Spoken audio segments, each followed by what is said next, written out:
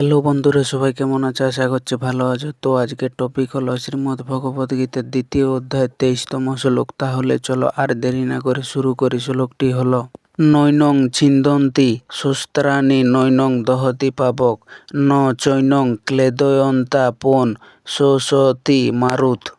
এই শ্লোকটির সহজ অর্থ হলো এই আত্মাকে কোনো অস্ত্র ছেদন করতে পারে না, আগুন তাকে দগ্ধ করতে পারে না, জল তাকে ভিজাতে পারে না এবং বায়ু তাকে শুকিয়ে দিতে পারে না। এর তাৎপর্যটি হলো শ্রীকৃষ্ণ আরও স্পষ্টভাবে বোঝাচ্ছেন যে প্রকৃতির 4টি প্রধান উপাদান অস্ত্র, আগুন, জল এবং বায়ু কোনোটি আত্মার কোনো ক্ষতি করতে পারে না। অর্জুন মনে করেছিলেন যুদ্ধে আমরা স্বজনরা ধ্বংস হয়ে যাবে। ভগবান বললেন তাদের দেহ আঘাতপ্রাপ্ত হতে পারে কিন্তু আত্মার কোনো ক্ষতি কখনো হয় না। এরপর চলো শ্লোকটিকে ধাপে ধাপে বিস্তারিতভাবে ব্যাখ্যা করি। তো শ্লোকের প্রথমে রয়েছে নৈনং ছিন্দন্তি শস্ত্রাণি। এর মানে হলো কোনো অস্ত্র আত্মাকে ছেদন করতে পারে না। এর তাৎপর্যটি হলো তরোয়াল, বর্ষা, তীর, গদা কিংবা আধুনিক কোনো অস্ত্রই কেবল শরীরকে আঘাত করতে পারে, কিন্তু আত্মা দেহের মতো জড় পদার্থ নয়, তাই কোনো অস্ত্র আত্মাকে স্পর্শ করতে পারে না। শ্লোকের এরপর রয়েছে নৈনং দহতি পাবক। এর মানে হলো আগুন আত্মাকে পোড়াতে পারে না।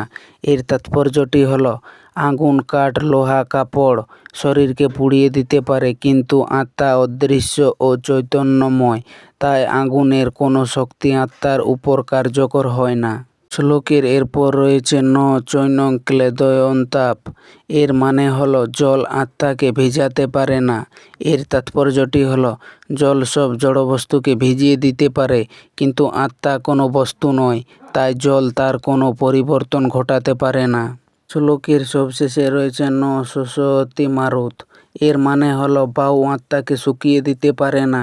এর তাৎপর্যটি হলো প্রচণ্ড বাতাসে জল শুকিয়ে যায়, গাছ শুকিয়ে যায়, মাটি শুকিয়ে যায়, কিন্তু আত্মার মধ্যে এমন কোনো পরিবর্তন আনা বায়ুর পক্ষে অসম্ভব। এই শ্লোকে ভগবান এখানে 4টি শক্তির কথা বলেছেন: অস্ত্র দিয়ে ছেদন করার শক্তি, আগুন দিয়ে দহন করার শক্তি, জল দিয়ে ভিজিয়ে বা গলিয়ে দেওয়ার শক্তি, আর বায়ু দিয়ে শুকিয়ে দেওয়ার শক্তি।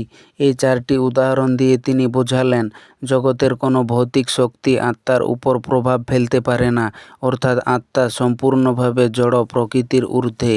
এই শ্লোক আমাদের শেখায় আত্মা জড় পদার্থ নয়। শরীর 5টি মহাভূত দিয়ে গঠিত, কিন্তু আত্মা তাদের অতীত। মৃত্যু আত্মার শেষ নয়। দেহ ধ্বংস হয়, আত্মা নয়। আত্মা চিরন্তন। কোনো শক্তি আত্মাকে পরিবর্তন করতে পারে না। ভয় দূর হয় যখন মানুষ বুঝতে পারে যে আত্মা অবিনশ্বর, তখন মৃত্যু ভয় অনেকটাই দূর হয়। ঈশ্বর প্রদত্ত আত্মার মর্যাদা: প্রত্যেক জীবের মধ্যে একই চিরন্তন আত্মা বিরাজমান, তাই সকল জীবের প্রতি সম্মান ও সহানুভূতি থাকা উচিত। এই শ্লোকে কৃষ্ণ 4টি মৌলিক শক্তির কথা বললেন যা শরীরকে ধ্বংস করতে পারে কিন্তু আত্মাকে পারে না। সেগুলো হলো, প্রথমটি হলো নৈনং ছিন্দন্তি শস্ত্রাণি, মানে অস্ত্র কাটতে পারে না। যুদ্ধের ময়দানে শরীরকে তীর, তলোয়ার দিয়ে কাটা যায়, কিন্তু আত্মাকে কাটা যায় না, কারণ আত্মা সূক্ষ্ম, দেহ নয়। দ্বিতীয়টি হলো নৈনং দহতি পাবক, মানে আগুনে পোড়াতে পারে না। শরীর আগুনে পুড়ে ভস্ম হয়, কিন্তু আত্মা অদাহ্য, আগুনের সাধ্য নেই আত্মাকে স্পর্শ করার। তৃতীয়টি হলো ন চৈনং ক্লেদয়ন্তি আপ, মানে জল ভেজাতে পারে না। শরীর জলে ভেজে পচে, কিন্তু আত্মা ক্লেদজ, জলের স্পর্শে আত্মার কোনো পরিবর্তন হয় না। চতুর্থটি হলো ন শোষতি মারুত, মানে বায়ু শুকাতে পারে না। শরীর বায়ুতে শুকায়, ক্ষয় হয়, কিন্তু আত্মা অশস্য। প্রাচীন ভারতীয় দর্শনে পৃথিবীর সমস্ত বস্তু তৈরি হয়েছে 5টি মৌলিক উপাদান দিয়ে। সেগুলো হলো পৃথিবী, জল, অগ্নি, বায়ু, আকাশ। কিন্তু কৃষ্ণ এই শ্লোকে 4টি উপাদানের কথা বললেন: অস্ত্র, আগুন, জল, বায়ু। এই 4টি দিয়ে প্রকৃতি সমস্ত পরিবর্তন ঘটে: জন্ম, বৃদ্ধি, ক্ষয়, মৃত্যু। কিন্তু আত্মা এই 4টির কোনোটিই অধীন নয়, অর্থাৎ আত্মা প্রকৃতির বাইরে। প্রকৃতির কোনো নিয়ম আত্মার উপর কার্যকর নয়। যদি এই শ্লোকটিকে উদাহরণস্বরূপ বুঝি, তাহলে ধরুন একটি ঘরে আলো জ্বলছে। তলোয়ার দিয়ে কি সে আলো কাটা যাবে? না। আগুন দিয়ে কি আলো পুড়বে? না। জলে কি আলো ভিজবে না, বায়ুতে কি আলো শুকাবে না, কারণ আলো সূক্ষ্ম, তার কোনো বস্তুগত অস্তিত্ব নেই। আত্মা সে আলোর মতো, চেতনার আলো। শরীর আলো, বাল্ব বা প্রদীপ। বাল্ব ভাঙলে আলো নিভে যেতে পারে, কিন্তু আলোর উৎস অর্থাৎ বিদ্যুৎ তেল অক্ষত থাকে। এই শ্লোক থেকে আমরা যা শিক্ষণীয় বিষয়গুলো পাই সেগুলি হলো, প্রথমটি হলো আত্মাকে কোনো অস্ত্র আঘাত করতে পারে না। দ্বিতীয়, আগুন আত্মাকে পোড়াতে পারে না। তৃতীয়, জল আত্মাকে ভেজাতে পারে না। চতুর্থ, বায়ু আত্মাকে শুকাতে পারে না। পঞ্চম, আত্মা সম্পূর্ণ অবিনশ্বর ও অপরিবর্তনীয়। ষষ্ঠ, আত্মার জ্ঞান মানুষকে শোক, ভয় ও আসক্তি থেকে মুক্ত হতে সাহায্য করে।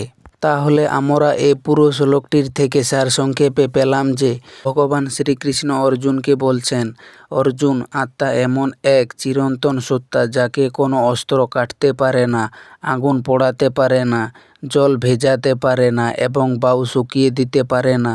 তাই শরীরের মৃত্যু দেখে শোক করো না, কারণ আত্মা কখনো ধ্বংস হয় না। এই শ্লোকে ভগবান শ্রীকৃষ্ণ আত্মার অবিনশ্বর স্বরূপকে আরও দৃঢ়ভাবে প্রতিষ্ঠা করেছেন। তিনি বলছেন, অস্ত্র আত্মাকে কাটতে পারে না, আগুনে আত্মাকে পোড়াতে পারে না, জল আত্মাকে ভেজাতে পারে না, বায়ু আত্মাকে শুকিয়ে দিতে পারে না। অর্থাৎ আত্মা সমস্ত ভৌতিক শক্তির ঊর্ধ্বে, চিরন্তন, অবিনশ্বর ও অপরিবর্তনীয়। এই সত্য উপলব্ধি করলে মানুষের মৃত্যু ভয়, শোক ও মোহ থেকে মুক্ত হয়ে ধর্ম ও কর্তব্যের পথে দৃঢ়ভাবে এগিয়ে যেতে পারে। তো বন্ধুরা, এই ছিল শ্রীমদ্ ভগবদ্গীতার 2য় অধ্যায় 23তম শ্লোক। তো শ্লোকটি কেমন হয়েছে? আশা করছি ভালো হয়েছে, সবারই বুঝতে সুবিধা হয়েছে। যদি শ্লোকটি ভালো লেগে থাকে তাহলে লাইক, কমেন্ট, শেয়ার, সাবস্ক্রাইব করে দিও। আর ধন্যবাদ সবাইকে ভিডিওটি শেষ পর্যন্ত দেখার জন্য।